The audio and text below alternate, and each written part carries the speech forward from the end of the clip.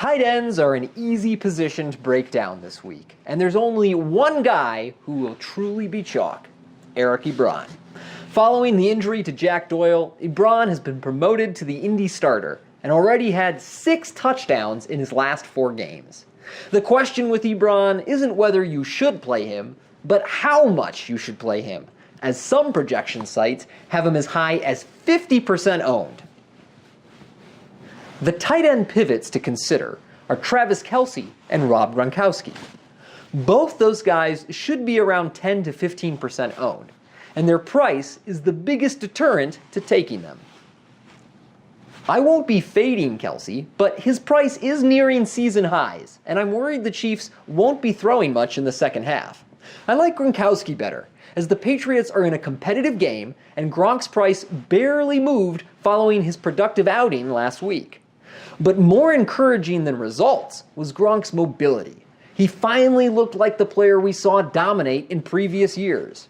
I know he's been a letdown this season, but Gronk has 15 targets in his last 2 games and saw 3 red zone looks just last week.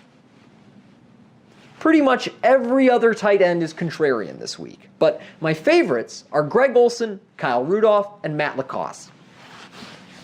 I'll admit Greg Olsen is slowing down in his 12th season, and his last 2 games have been underwhelming. But the 3 games before that were all productive, and if there's any defense he can crush, it's the Buccaneers. And thanks to those recent duds, Olsen's price is at a season low. Vikings tight end Kyle Rudolph has also been diminished this year, but he's coming off a game with 7 catches and might get a few extra looks with Stephon Gilmore expected to shadow Stefon Diggs. Rudolph has game script working in his favor, and his price remains affordable on both sites. And Broncos tight end Matt LaCosse will be asked to fill in for the injured Jeff Howerman, who is a big part of their offense following the trade of Demaryius Thomas.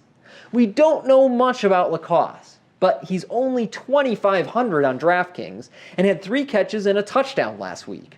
The Broncos like to feature tight ends in the red zone, and they'll have no trouble getting there against the hopeless Bengals.